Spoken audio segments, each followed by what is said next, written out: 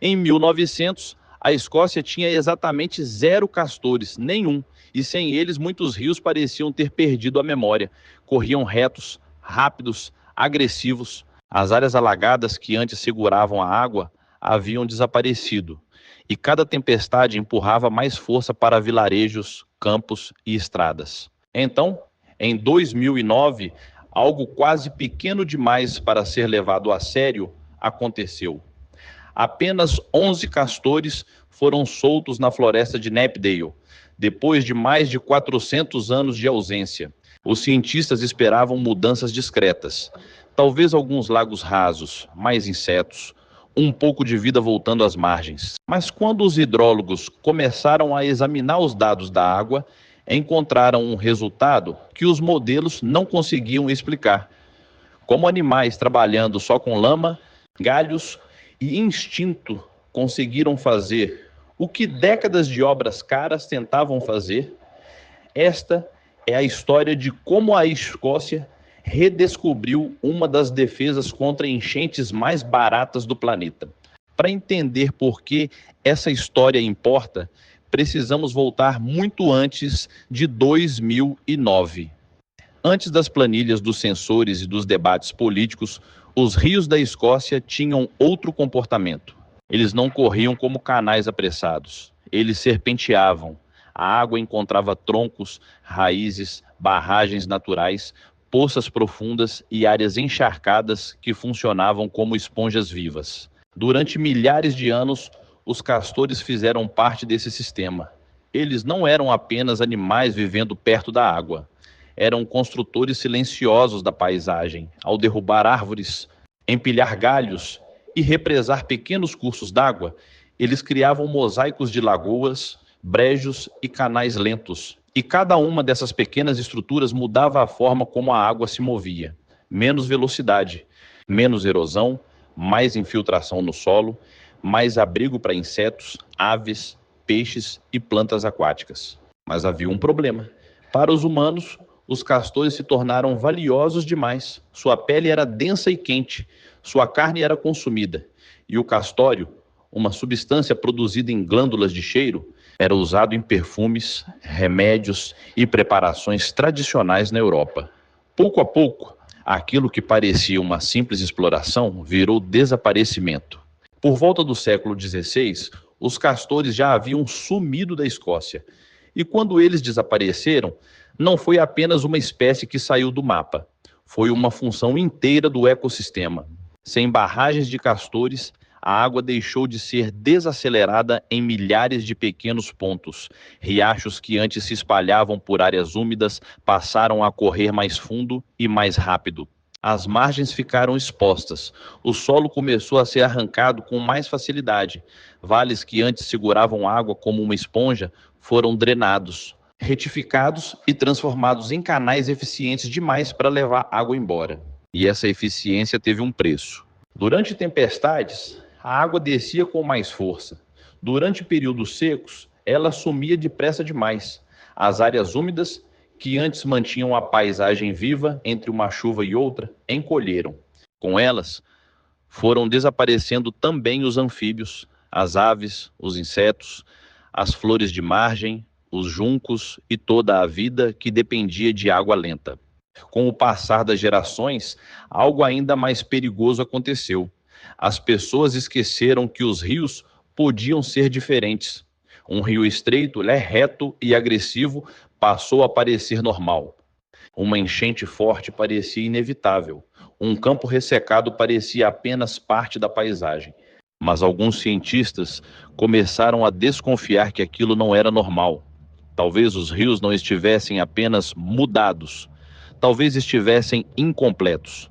Talvez a ausência de um animal pequeno, noturno e quase invisível, tivesse deixado um vazio enorme no funcionamento da Terra. E se esse vazio pudesse ser preenchido de novo? Em maio de 2008, depois de anos de discussões, relatórios e uma primeira tentativa recusada, o governo escocês finalmente autorizou algo inédito: a primeira reintrodução licenciada de um mamífero no Reino Unido. Não era uma soltura simbólica para gerar manchetes, Era um experimento científico em campo aberto, com consequências reais para rios, florestas, agricultores e comunidades locais. A missão ficou nas mãos da Scottish Wildlife Trust e da Royal Zoological Society of Scotland. O local escolhido foi Knapdale, uma paisagem úmida e recortada em Midergyle, cheia de pequenos lagos, riachos estreitos, encostas arborizadas e vales onde a água ainda podia ser observada em detalhe. Era o tipo de lugar onde uma mudança pequena poderia revelar algo enorme. Em maio de 2009, 11 castores capturados na Noruega chegaram à Escócia. Antes de tocar a água, passaram por quarentena e avaliação sanitária. Depois, foram liberados em grupos familiares, em áreas separadas, para que os pesquisadores pudessem acompanhar o comportamento, a adaptação e os impactos de cada núcleo. E foi aí que a história deixou de ser apenas sobre castores. Durante 5 anos, quase tudo foi medido. Pesquisadores monitoraram a qualidade da água, a vegetação, os peixes, os invertebrados, as aves, os anfíbios e as mudanças nas margens. Trilhas foram percorridas repetidamente, árvores roídas foram registradas, novas represas foram mapeadas, câmeras observavam a vida noturna. Dados de água ajudavam a entender se os riachos estavam ficando mais lentos, mais profundos ou mais espalhados pela paisagem. Ao mesmo tempo, havia pressão humana. Moradores queriam saber se os castores ficariam. Agricultores temiam campos alagados, árvores derrubadas e canais bloqueados. Por isso, reuniões públicas, consultas e monitoramento independente fizeram parte do processo desde o começo. A Escócia não estava apenas perguntando se os castores sobreviveriam. Estava perguntando algo muito maior: se um animal extinto localmente por séculos ainda poderia reassumir sua função antiga e se os humanos teriam coragem de deixar isso acontecer sob seus próprios olhos. A primeira grande mudança não veio como uma explosão. Veio devagar, quase escondida, numa manhã úmida em Knapdale. Enquanto a neblina ainda pairava entre as árvores, os guardas encontraram sinais frescos nas margens, galhos cortados em ângulo, marcas de dentes na madeira, lama remexida e pequenas passagens abertas entre as raízes. Então apareceu a primeira represa. Ela não parecia impressionante à primeira vista. Era um amontoado de galhos, pedras, folhas e barro, encaixado entre troncos de amieiro. Mas a água contava outra história. Onde antes o riacho corria rápido, agora ele hesitava. A corrente batia na estrutura, perdia força, espalhava-se para os lados e começava a encharcar o solo ao redor. Noite após noite, os castores voltavam ao trabalho. Derrubavam pequenas árvores, arrastavam ramos maiores que o próprio corpo, empurravam lama com as patas e encaixavam cada pedaço como se seguissem um projeto invisível.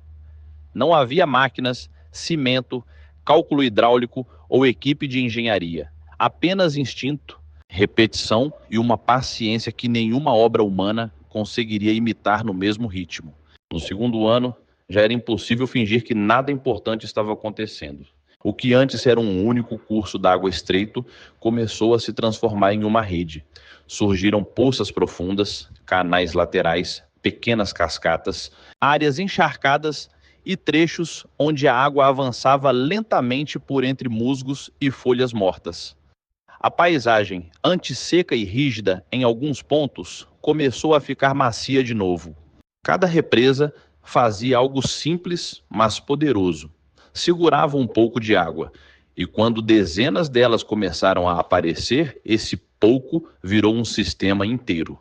A água deixou de fugir imediatamente morro abaixo, passou a permanecer, a infiltrar, a alimentar o solo, a criar margens irregulares, lamaçais, sombras e esconderijos. Com a água mais lenta, a vida começou a responder. Brotos de salgueiro e bétula apareceram perto das margens. Plantas aquáticas colonizaram áreas antes vazias. Insetos voltaram a pairar sobre a superfície.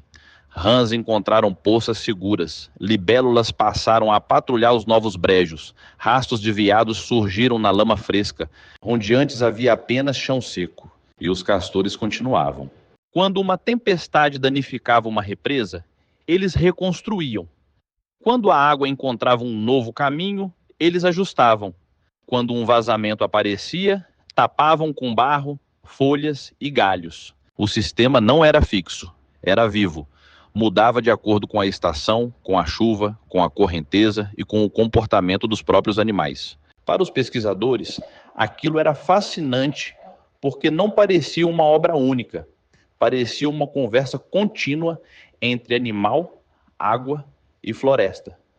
Um riacho reto estava virando um mosaico de lagoas, canais e zonas úmidas. O vale inteiro começava a respirar em outro ritmo. E talvez a imagem mais surpreendente fosse esta: engenheiros e hidrólogos, acostumados a desenhar barreiras de concreto, agora estudavam mapas feitos a partir de lama e galhos. Porque os castores não estavam apenas construindo represas, eles estavam reensinando o rio a se espalhar, desacelerar e guardar água. Mas havia uma pergunta capaz de colocar todo o projeto em risco, e os salmões, na Escócia, o salmão atlântico não é apenas um peixe. Ele faz parte da economia, da cultura dos rios e do equilíbrio ecológico.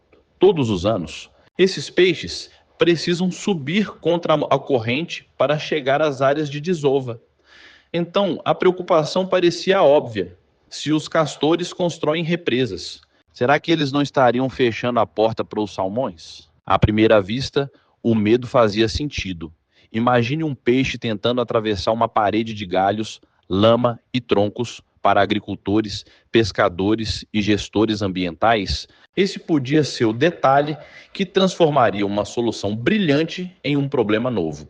Mas quando os dados começaram a ser observados com mais cuidado, a história ficou menos simples e muito mais interessante. Muitas represas de castores apareciam em riachos pequenos e afluentes, não nos grandes corredores principais usados pelos salmões adultos. Além disso, essas represas não eram muros de concreto, eram estruturas porosas. A água passava por dentro, por baixo, pelos lados, e em períodos de chuva o nível subia, criando momentos em que a passagem se tornava mais fácil. E então veio a surpresa para os salmões jovens. Os ambientes criados pelos castores podiam ser uma vantagem. As poças mais frias e lentas ofereciam abrigo contra correntes fortes e predadores. A água mais complexa acumulava insetos e pequenos organismos, aumentando a oferta de alimento.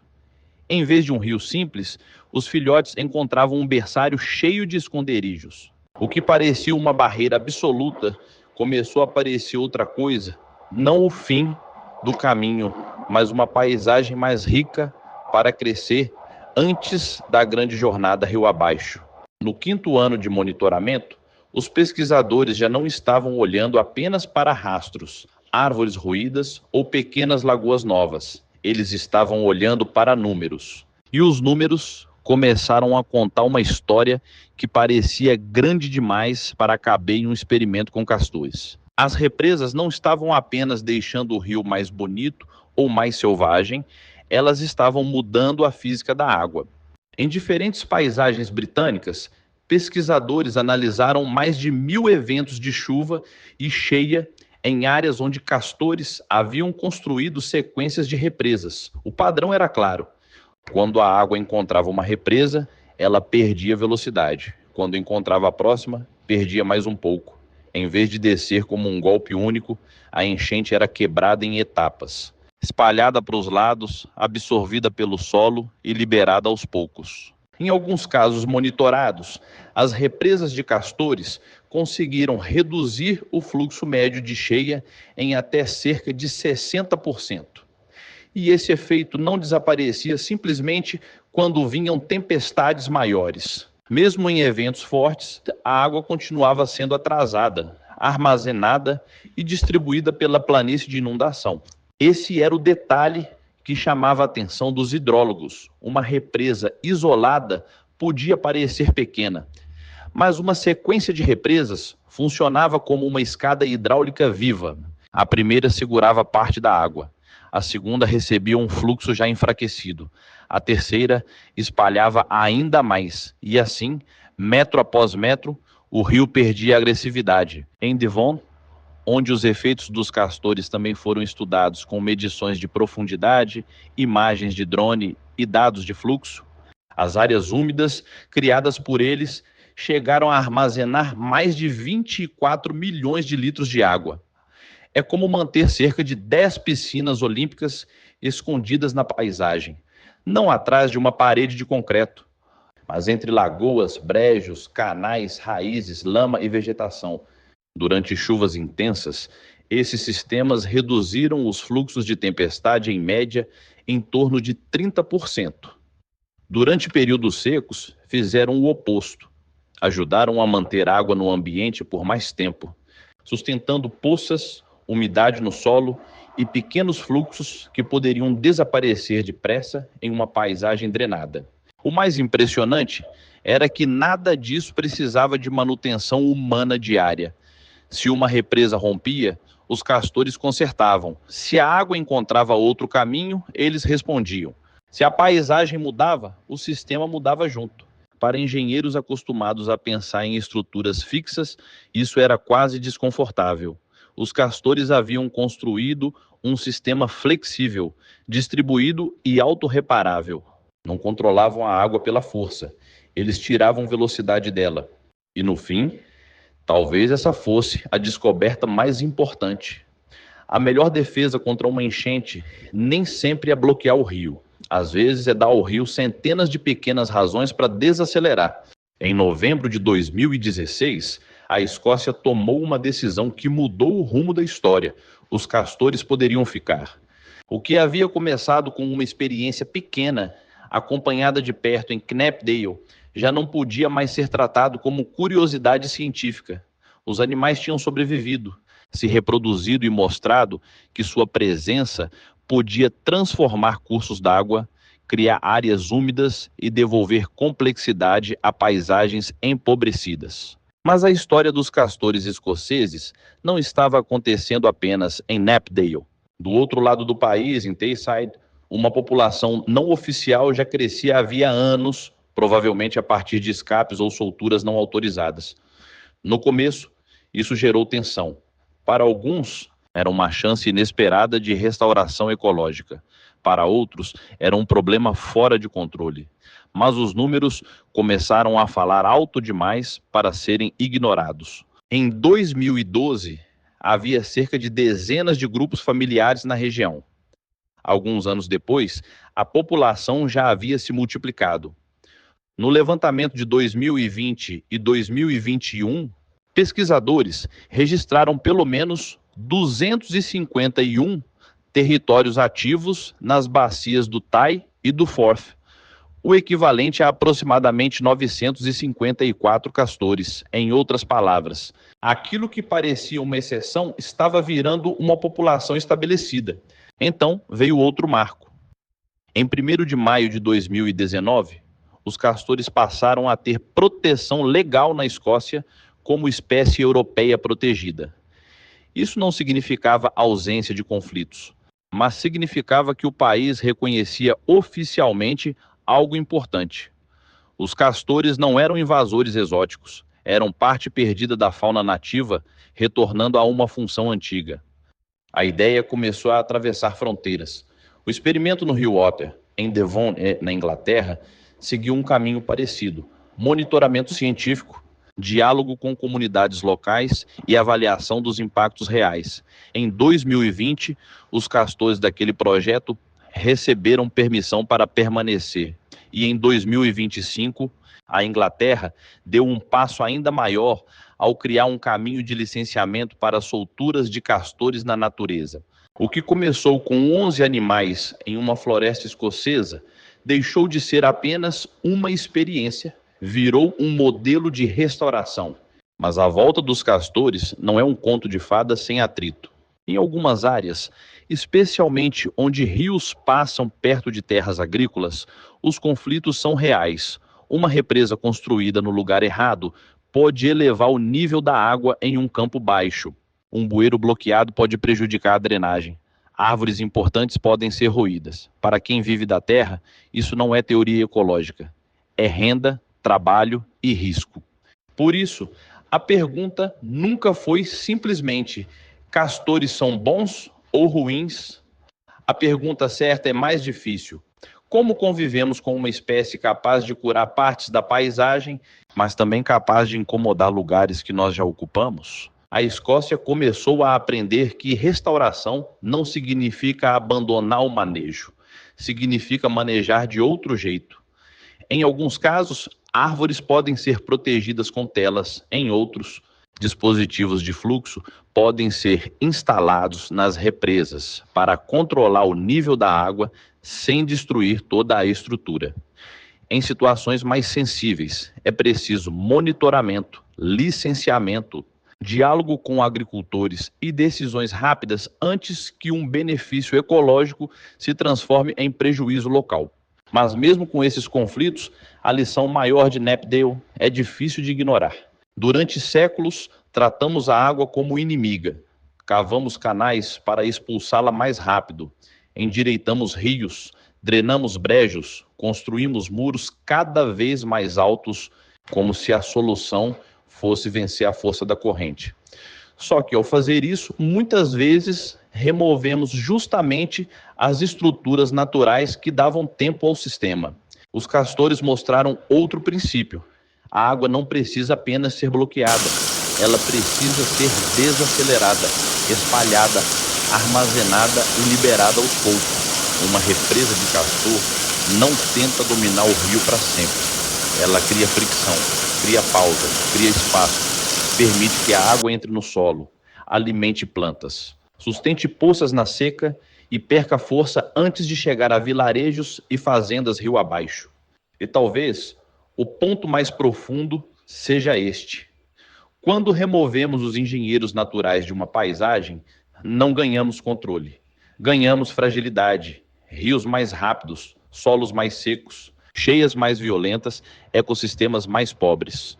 Depois de 400 anos de ausência, os castores não voltaram apenas para construir represas.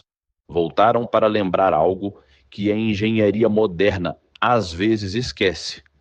A natureza não trabalha contra a água, ela trabalha com o tempo. Essa história te surpreendeu? A redução de até 60% no fluxo das cheias? Os salmões jovens encontrando abrigo atrás das represas? Ou o fato de engenheiros modernos agora estudarem estruturas feitas por roedores com lama, galhos e instinto? Conta nos comentários qual parte mais mexeu com você.